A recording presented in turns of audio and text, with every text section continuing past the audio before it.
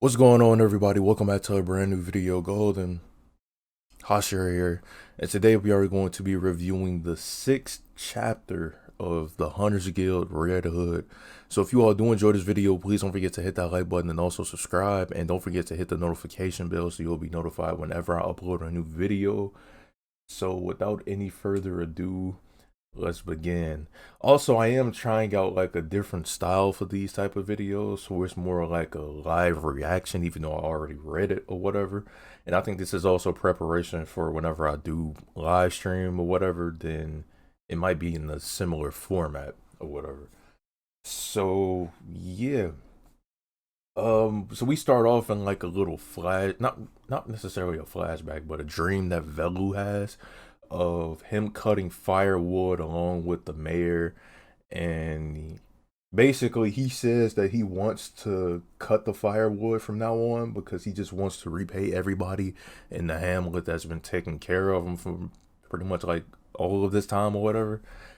And the mayor was actually about to tell Velu something. He just says, from now on, you will be the one to, and then he stops. And the reason he stops is because Velu actually wakes up from this dream that he has. So he wakes up in this carriage, like literally right across from Grim, and then he has the axe right there and everything. So Grim was asking like what was going on, and he explains to her that it was just a dream.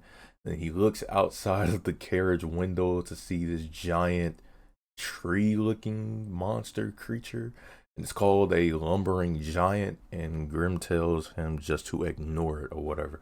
And it's literally just off this coast. I don't know what it's doing, but yeah. So everybody was actually heading towards the Hunters Guild because that's where she said she was going to take Velu last chapter. So right here is like the little flashback we get. It's been a week since the events of the previous chapter where the hamlet was pretty much being burned to the ground and everybody was evacuating. And yeah, it was just chaos and disaster going all over the place.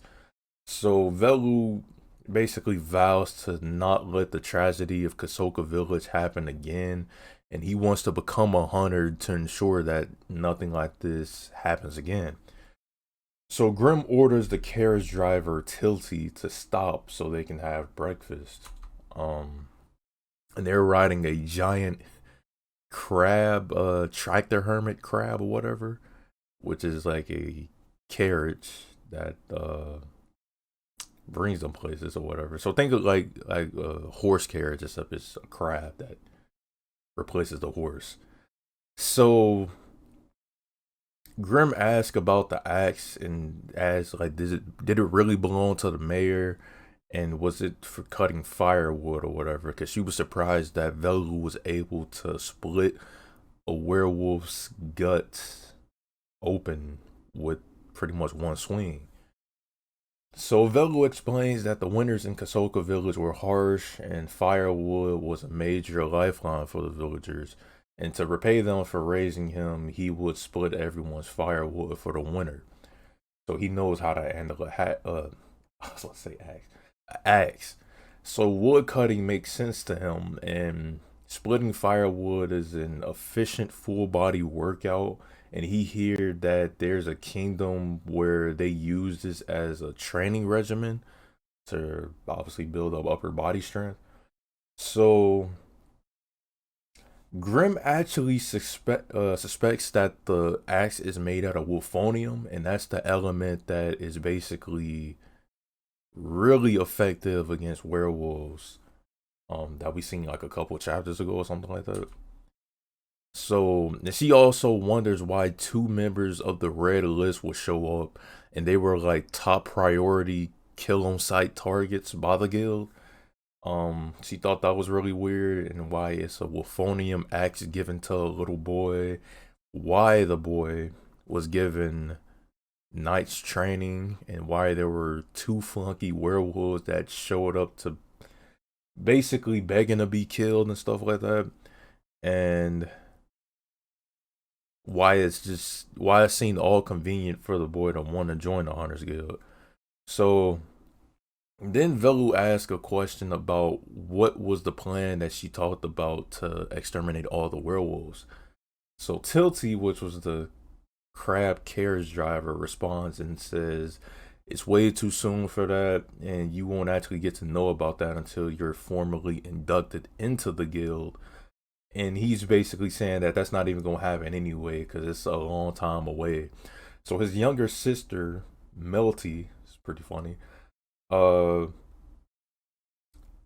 she just kind of stops Tilty from discouraging Velu, and she spots something off in the distance that was approaching them, which was another crab. It was like a bigger crab, which had like a tank on his back, which is pretty crazy.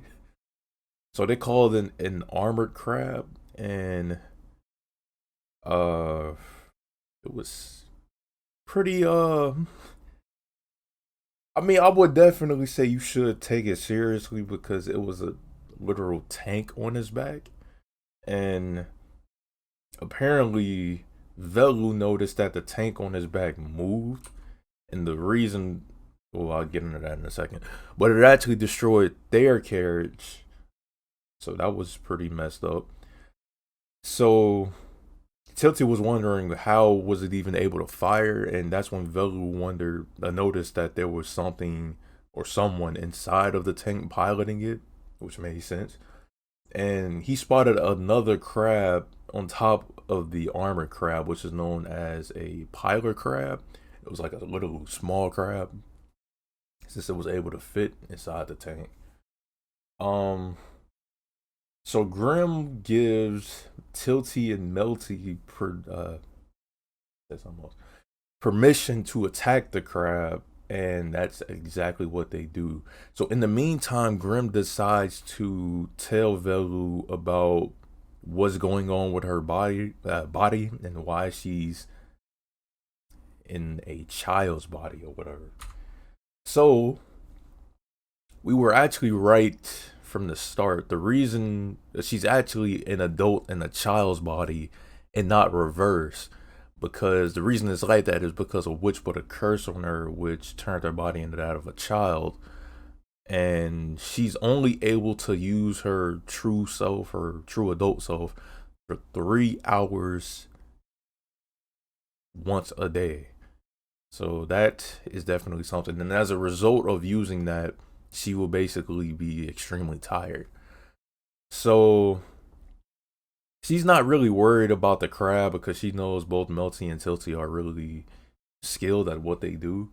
So Tilty actually shoots a bullet inside the tank, which ricochets off of the inside of the tank, which pretty much forces the crab to exit the tank.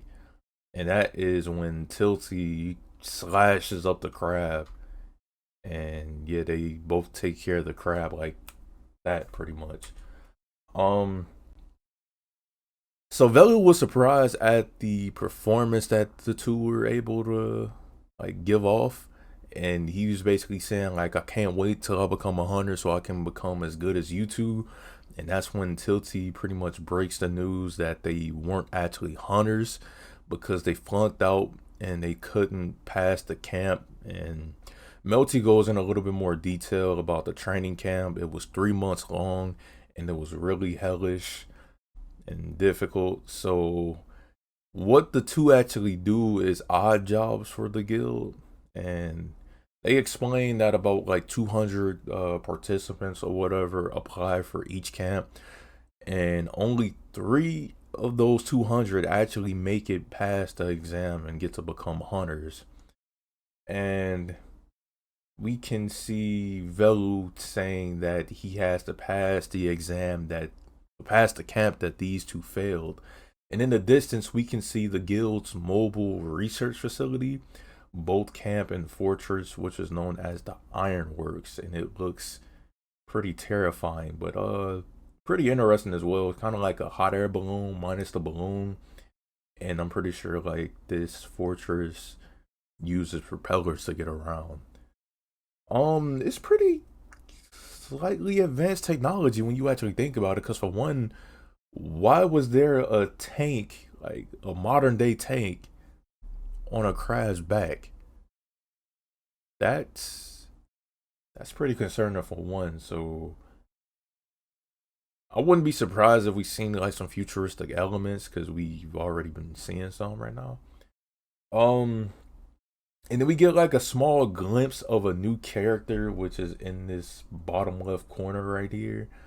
And she says, "Okay, how many will survive this round?" And people were saying that this is basically, it reminds them of Colonel Armstrong's sister from Full Metal Alchemist, because she was definitely hard on everybody. So can't wait to see more of her character and actually a full reveal of this character in the later chapters. But I think like the next chapter isn't coming out till not next Sunday, but the Sunday after that for some reason. I don't know if it's like something going on in Japan or whatever, but want to have a bit of a little hiatus, which is kind of unfortunate. So yeah. Anyway, I hope you all have enjoyed this video, and if so, please don't forget to hit that like button and also subscribe, and don't forget to join my Discord so we can have a discussion about anything anime, manga, or just life in general related or whatever.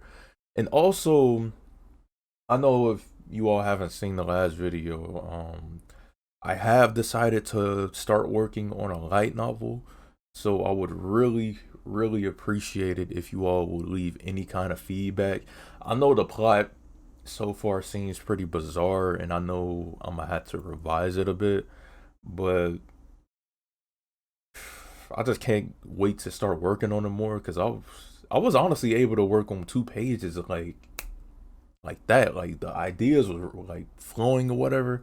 But like I said, I know it's going to need a little bit of revision, which is why I would like to hear feedback from you all. So leave some feedback in the comments or join my Discord. I have a channel set up specifically for feedback. And yeah. So goldenhashira out. Peace out, everybody, and see you all next time.